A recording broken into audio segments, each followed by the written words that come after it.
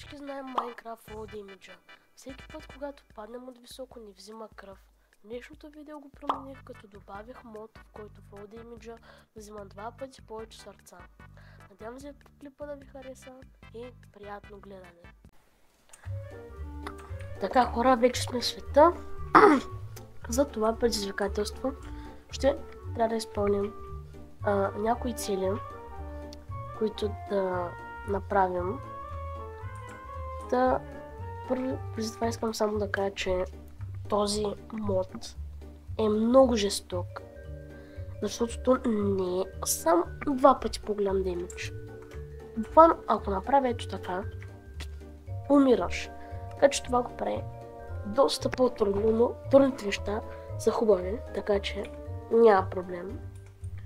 Сега, първото нещо, което ще искаме да направим, е да убием уидърът с този мод.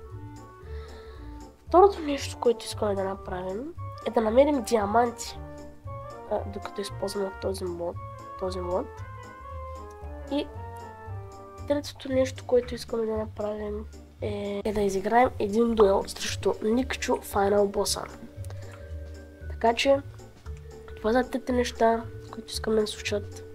Надявам се да станат и нека да продължим. Така, хора, ето е порцията към смъртта. Тук съм си взел от Creative айтеми, с които да го бием, защото иначе няма как да бием удар с голи ръце. Това, както виждате, фейл номер 1, защото ние сме много слаби на играта. Така, вече сме на порцията на смъртта. Бървам си нещата. Тук съм сложил стълби, за да може да се качвам, защото този уидър ще лети на високо и аз трябва да го целя. Слагам си бронята. Държам си инвентара. 2 страни положенки. Така. За на порта на смъртта. Господи Боже, спаси ме. Така. 3, 2, 1.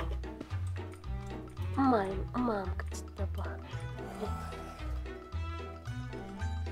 Ням. Ще гръмни ли са? Той ме гръмна всичко. Къде? Ко става тук е? 1100 е. Моля, не ме пригравай като дърто куча. Моля те.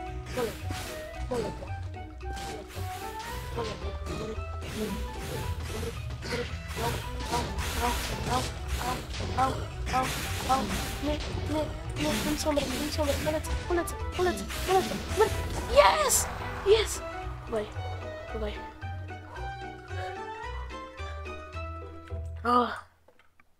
Това беше направо болка. Така, хора, сега ще започнем да изпълняме второто предизвикателство. Влинах в една рандом пещера и си взех една кирка. Сега просто... О! What the fuck? Това защо това беше толкова лесно? Явно това не беше чак толкова трудно, колкото очаквах. Нека да видим поне колко диаманта ще вземем. Да знаем какъв ни е късмета. Тук май 8 виждам. Това е готино. Така.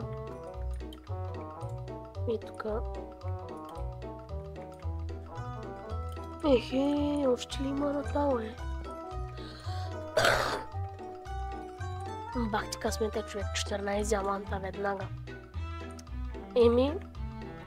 Втори чалендж изпълнен. Нека да преминаваме към следващото предизвикателство. Хора, тук накрая малко тъпо се получи. Третия чалендж нямаше как да го изпълним, защото Final Boss-ът просто не беше наличен и нямаше как да го файтнем. Така че малко тъпо, но надявам се поне видеото ви да харесало. Дарете по един лайк и до скоро.